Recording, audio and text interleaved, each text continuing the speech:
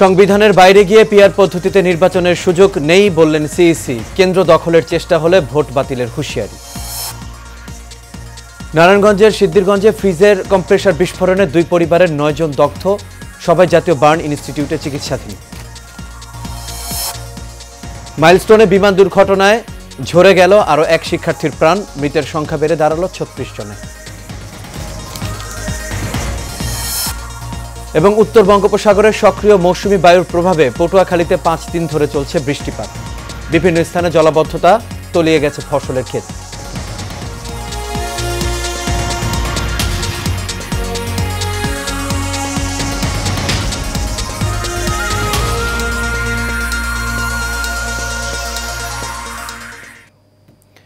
সবাইকে স্বাগত এশিয়া নিউজে। দর্শক, পুরো সংবাদ জুড়ে আপনাদের সঙ্গে আছি আমি আনোয়ার রাজ। এতক্ষণ শুনছিলেন বিআরবি কেবল ইন্ডাস্ট্রিজ লিমিটেড সংবাদ শিরোনাম। এবার চলে যাচ্ছে পুরো খবরে।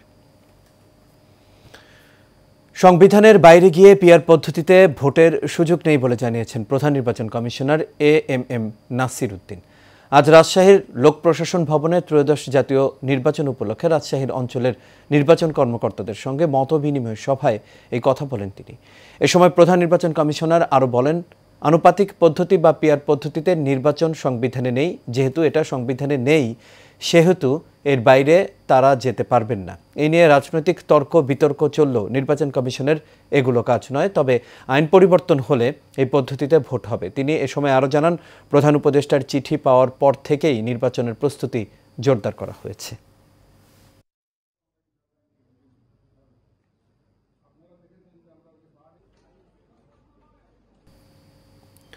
নারায়ণগঞ্জের সিদ্ধিরগঞ্জে বৈদ্যুতিক শর্ট সার্কিট থেকে ফ্রিজের কম্প্রেসার বিস্ফোরণে 2 পরিবারের 9 জন দগ্ধ হয়েছেন। শুক্রবার দিবাগত রাতে সিদ্ধিরগঞ্জের হীরাঝিলে একটি টিনশেড বাসায় এই দুর্ঘটনা ঘটে। দগ্ধদের জাতীয় বার্ন ও প্লাস্টিক সার্জারি ইনস্টিটিউটে ভর্তি করা হয়েছে। শুরুতে ঘটনাটি গ্যাস লাইন থেকে বিস্ফোরণ বলে জানা গেলেও পরে জানা যায় ফ্রিজের কম্প্রেসার বিস্ফোরণ থেকে আগুন লেগে দগ্ধ হন তারা। আদমজি ফায়ার সার্ভিসের senior station officer Mohammad Miron Mia জানান, ঘটনাস্থলে গিয়ে তার ফ্রিজটি পরীক্ষা করে দেখেছেন ফ্রিজের কম্প্রেসার বিস্ফোরণের ফলেই এই ঘটনাটি ঘটেছে। ওই বিস্ফোরণ থেকে এই আগুনের সূত্রপাত হয় এবং এতে পরিবারের সদস্যরা দগ্ধ হন। রাজধানীর উত্তরায় মাইলস্টোন স্কুল অ্যান্ড কলেজে বিমান বাহিনীর যুদ্ধ বিমান বিধ্বস্তের ঘটনায় দগ্ধ শিক্ষার্থী তাসনিয়া মারা গেছে। 33 দিন চিকিৎসাধীন থাকার পর মৃত্যুর কাছে হার মানতে হয়েছে তাকে। সকালে জাতীয় বার্ন ও প্লাস্টিক সার্জারি ইনস্টিটিউটের আইসিইউতে চিকিৎসাধীন অবস্থায় মারা যায় তাসনিয়া। মাইলস্টোনের 8ম শ্রেণীর শিক্ষার্থী ছিল তাসনিয়া। তার বাড়ি ফরিদপুরের মধুখালী থানা এলাকায়।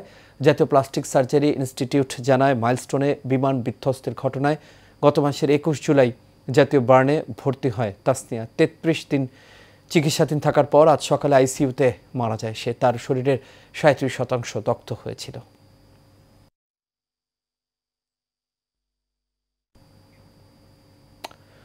সক্রিয় মৌসুমী বায়ুর প্রভাবে উত্তর বঙ্গোপসাগরে মেঘমালা তৈরি অব্যাহত রয়েছে। এই কারণে পটুয়াখালীতে গত 5 দিন ধরে মাঝারি থেকে ভারী বৃষ্টিপাত হচ্ছে। টানা বৃষ্টিতে বিভিন্ন স্থানে জলাবদ্ধতার সৃষ্টি হয়েছে। অনেকের বাসাবাড়িতে উঠেছে পানি। বৃষ্টির পানিতে তলিয়ে আছে ধান ক্ষেত। ক্ষতির সংখ্যায় রয়েছেন কৃষকরা। এদিকে বঙ্গোপসাগরে মেঘমালা তৈরি অব্যাহত থাকায় উপকূলীয় এলাকা দিয়ে 60 কিলোমিটার বেগে ঝোড়ো হাওয়া বয়ে যাওয়ার শঙ্কা রয়েছে বলে জানিয়েছে আবহাওয়া অফিস। তাই পটুয়াখালীর পায়রাসহ দেশের সব সমুদ্র বন্দরে 3 নম্বর স্থানীয় সতর্ক সংকেত দেখানো হয়েছে। সকল মাছ ধরার ট্রলারকে উপকূলের কাছাকাছি থেকে সাবধানে চলাচল করতে বলা হয়েছে। নেই নম্বর প্লেট, রুট পারমিট বা চালকের লাইসেন্স, এমনকি বাণিজ্যিক চলাচলেরও নেই অনুমতি। তবুও ময়মনসিংহের মহাসড়কগুলোতে দাপিয়ে চলছে সিএনজি চালিত অনিবন্ধিত 3 হুইলার। এসব যানবাহনে নাম্বার প্লেট না থাকায় নিরাপত্তাহীনতায় চলাচল করছে যাত্রীরা। আবুল মনসুরের তথ্যচিত্রে বিস্তারিত জানাচ্ছেন শোয়েব সত্তার লিজন। মহাসড়কে নিষিদ্ধ থাকলেও ময়মনসিংহে দাপটের সাথে চলাচল করছে রেজিস্ট্রেশনবিহীন সিএনজি চালিত 3 হুইলার যানবাহন। রুট পারমিট, চালকের লাইসেন্স না থাকলেও শোরুম থেকে গাড়ি নিয়েই চলতে শুরু করেছে বিভিন্ন সড়ক মহাসড়কে। নম্বর প্লেট না থাকায় নিরাপত্তাহীনতায় চলাচল করছে যাত্রীরা। অভিযোগ আছে, বিআরটি এর হয়রানির কারণেই এসব যানবাহনের কাগজপত্র করতে আগ্রহ নেই মালিকদের। আমরা প্রতিদিন যাতায়াতের ক্ষেত্রে দেখা যায় অনেক সময় আমাদের মূল্যবান কিছু জিনিস অথবা আমাদের ফাইলপত্র যদি কোনো সিএনজিতে রেখে চলে যায়, তাহলে পরবর্তীতে কোন সিএনজিতে রেখেছি এটা আমাদের খুঁজে বের করা খুব মুশকিল হয়ে যায়। প্রত্যেকটা সিএনজি গাড়িতে কোনো নাম্বার থাকে না আর কি। যদি নাম্বার থাকতো তাহলে আমরা কিন্তু আসলে নিরাপদে কাউকে ফোন দিতে পারতাম। কেউ আবার যাইতে কোনো যাত্রী যাওয়ার ক্ষেত্রে সেই নাম্বার বলেই তো যে এই নাম্বার এই সিএনজির এত নাম্বার, এই সিএনজিতে আমি আসছি। আমরা বিআরটিএ গেস অনেক শ্রমিকরা যাইতেছে, অনেকে হয়রানির শিকার হয়। আমরা চাই আমাদের লাইসেন্স এবং আমাদের যে গাড়ির কাগজ আছে এগুলা যেন বিআরটিএ সহজ করে দেয়। দুর্ঘটনা রোধে সড়ক মহাসড়কে এসব যানবাহনের চলাচল বন্ধের দাবি জানিয়ে আসলেও কোনো প্রতিকার পাওয়া যায়নি বলে জানান নিরাপদ সড়ক চাইয়ের নেতারা। আমাদের হাইওয়ে যে রুটগুলো আছে সেগুলোতে সিএনজি বন্ধ করার জন্য আমরা বারবার তাগিদ দিয়েছি, কিন্তু তারপরেও আমরা কোনো ফলপ্রসূ কোনো উত্তর আমরা আজ পর্যন্ত পাইনি। এদিকে অনিবন্ধিত যানবাহনগুলোকে রেজিস্ট্রেশনের আওতায় আনতে প্রশাসনের সহযোগিতায় মোবাইল কোর্ট পরিচালনা করা হচ্ছে বলে জানিয়েছে বিআরটিএ। যে সকল গাড়ি রেজিস্ট্রেশন বিহীন এবং থ্রি হুইলার আমাদের রেজিস্ট্রেশনের আওতায় নিয়ে আসার জন্য মোবাইল কোর্ট পরিচালনা করে থাকি এবং তাদেরকে রেজিস্ট্রেশন আওতায় নিয়ে আসার জন্য উদ্বুদ্ধ করে থাকি আমরা। বিআরটিএর কাছে অনিবন্ধিত সিএনজি চালিত থ্রি হুইলারের সঠিক সংখ্যা না থাকলেও সড়ক মহাসড়কে চলাচলকারী ৯৫% এসব যানবাহনেরই নেই কোনো কাগজপত্র। Soaib Sattar Lizon, Asian television.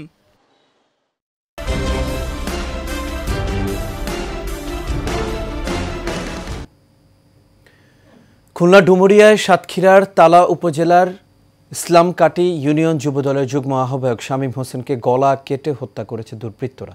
শনিবার রাতে ডুমুরিয়া উপজেলার ১৮ মাইল বাজারে নিজ বাসায় তৃতীয় তলায় তাকে হত্যা করা হয়। শামীম তালা উপজেলার ইসলামকাটি ইউনিয়নের উথলি গ্রামের আব্দুল গফফার শেখের ছেলে ও সাবেক ইউপি সদস্য।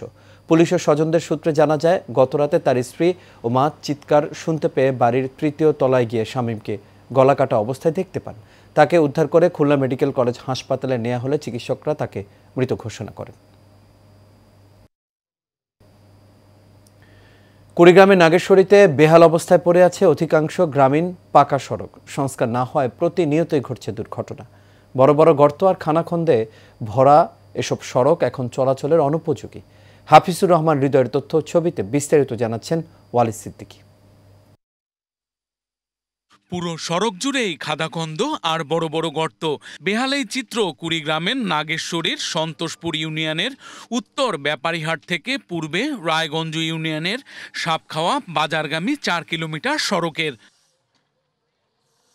একই অবস্থা সাপখাওয়া চৌধুরী পাড়া হয়ে উত্তরে মাস্টার মোড় পর্যন্ত সড়কের।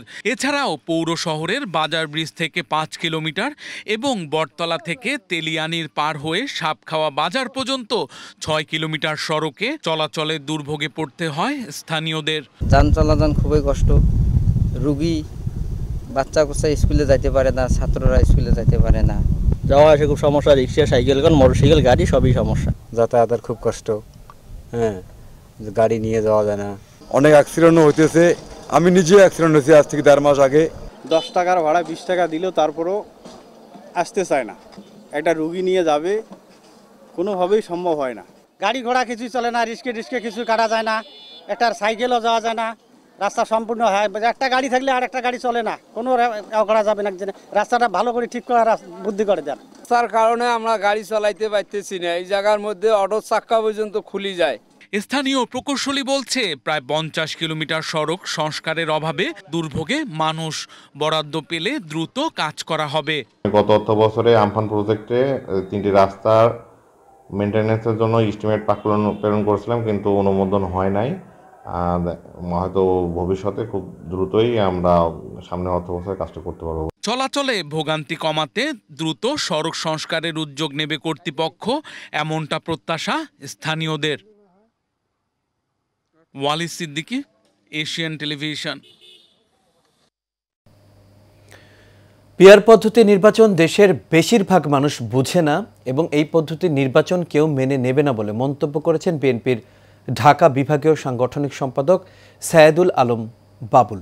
শুক্রবার সন্ধ্যায় গাজীপুরে কোনাবাড়ির আমবাগে 2টি নির্বাচনী অফিস পরিদর্শনকালে তিনি এই মন্তব্য করেন। এ সময় 2026 সালের ফেব্রুয়ারিতে একটি অবাধ, সুষ্ঠু ও নিরপেক্ষ নির্বাচনের মাধ্যমে জনগণের প্রত্যক্ষ ভোটে নির্বাচিত সরকারই দেশের শান্তি শৃঙ্খলা ফিরিয়ে আনবে বলেও দাবি করেন তিনি। এ সময় কোনাবাড়ী মেট্রো থানা বিএনপির প্রতিষ্ঠাতা সাবেক সাধারণ সম্পাদক সাজ্জাদুর রহমান মামুন সহ থানা বিএনপির নেতাকর্মীরা উপস্থিত ছিলেন। বিএনপির ভারপ্রাপ্ত চেয়ারম্যান তারেক রহমানের ঘোষিত ৩১ দফা বাস্তবায়ন ও জনসম্পৃক্ততা বৃদ্ধির লক্ষ্যে টাঙ্গাইলে মতবিনিময় সভা অনুষ্ঠিত হয়েছে। শুক্রবার বিকেলে টাঙ্গাইল সদর উপজেলার ১৫ নম্বর ওয়ার্ড বিএনপির উদ্যোগে আশেকপুরে এই সভা অনুষ্ঠিত হয়। এতে প্রধান অতিথি ছিলেন জেলা বিএনপির সাধারণ সম্পাদক অ্যাডভোকেট ফরহাদ ইকবাল, ১৫ নম্বর ওয়ার্ড বিএনপির ভারপ্রাপ্ত সভাপতি খন্দকার কামরুজ্জামান টিটুর সভাপতিত্বে সভায় আরও বক্তব্য রাখেন জেলা বিএনপির সাবেক সহসভাপতি আতাউর রহমান জিন্না, শহর বিএনপির সভাপতি মেহেদী হাসান আলিম, সদর উপজেলা বিএনপির সাধারণ সম্পাদক আব্দুর রৌফ সহ আরও অনেকেই। শিক্ষা ঐক্য প্রগতি স্লোগানের মধ্য দিয়ে ৯৮ ওয়ার্ড ছাত্রদল ও রামপুরা থানার কর্মী সভা অনুষ্ঠিত হয়েছে। গতকাল রাজধানীর রামপুরায় সার্বজনীন শিক্ষা ব্যবস্থা নিরাপদ ক্যাম্পাস ও ভোটাধিকার পুনঃপ্রতিষ্ঠার লক্ষ্যে ৯৮ নম্বর ওয়ার্ড ছাত্রদল ও রামপুরা থানা কর্মী সভা অনুষ্ঠিত হয়। এতে প্রধান অতিথি হিসেবে আরও উপস্থিত ছিলেন বিএনপির ক্ষুদ্র ঋণ বিষয়ক সম্পাদক ডক্টর এম এ কাইয়ুম। প্রধান বক্তা ছিলেন ছাত্রদলের ঢাকা মহানগর উত্তরের সভাপতি মোহাম্মদ সালাউদ্দিন আহমেদ। বিশেষ অতিথি হিসেবে আরও উপস্থিত ছিলেন ছাত্রদলের ঢাকা মহানগর উত্তরের সাধারণ সম্পাদক মাহফুজুর রহমান লিপকন। অনুষ্ঠানে সভাপতিত্ব করেন রামপুরা থানার ছাত্রদলের সভাপতি আসাদুজ্জামান ফয়সাল। প্রধান অতিথি বক্তব্যে বলেন, নেতাকর্মীদের সকলকে জনগণের পাশে থেকে নির্বাচনে অংশগ্রহণ করতে হবে, যাতে ফ্যাসিবাদ চক্র আর ফিরে আসতে না পারে।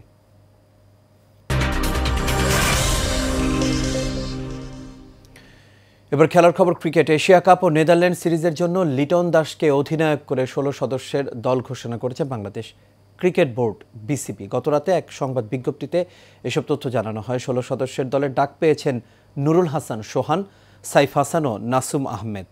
আর স্ট্যান্ড বাই হিসেবে রয়েছেন সৌম্য সরকার, মেহেদী হাসান মিরাজ, তানফির ইসলাম ও হাসান মাহমুদ। তবে দলে নেই নাইম শেখ।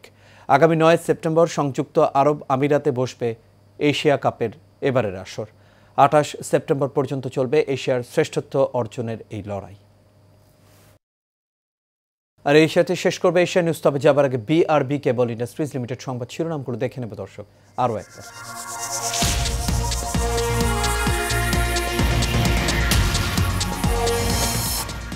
সংবিধানের বাইরে গিয়ে পিআর পদ্ধতিতে নির্বাচনের সুযোগ নেই বললেন সিইসি। কেন্দ্র দখলের চেষ্টা হলে ভোট বাতিলের হুঁশিয়ারি। নারায়ণগঞ্জের সিদ্ধিরগঞ্জে ফ্রিজের কম্প্রেসার বিস্ফোরণে ২ পরিবারের ৯ জন দগ্ধ, সবাই জাতীয় বার্ন ইনস্টিটিউটে চিকিৎসাধীন। মাইলস্টোনে বিমান দুর্ঘটনায় ঝরে গেল আরও এক শিক্ষার্থীর প্রাণ, মৃতের সংখ্যা বেড়ে দাঁড়ালো ৩৬ জন। এবং উত্তর বঙ্গোপসাগরের সক্রিয় মৌসুমী বায়ুর প্রভাবে পটুয়াখালীতে ৫ দিন ধরে চলছে বৃষ্টিপাত, বিভিন্ন স্থানে জলাবদ্ধতা, তলিয়ে গেছে ফসলের ক্ষেত। দর্শক, এই ছিল আমাদের এখনকার আয়োজনে। আমাদের পরবর্তী সংবাদ দেখার আমন্ত্রণ রইল। এতক্ষণ সাথে থাকার জন্য সবাইকে ধন্যবাদ।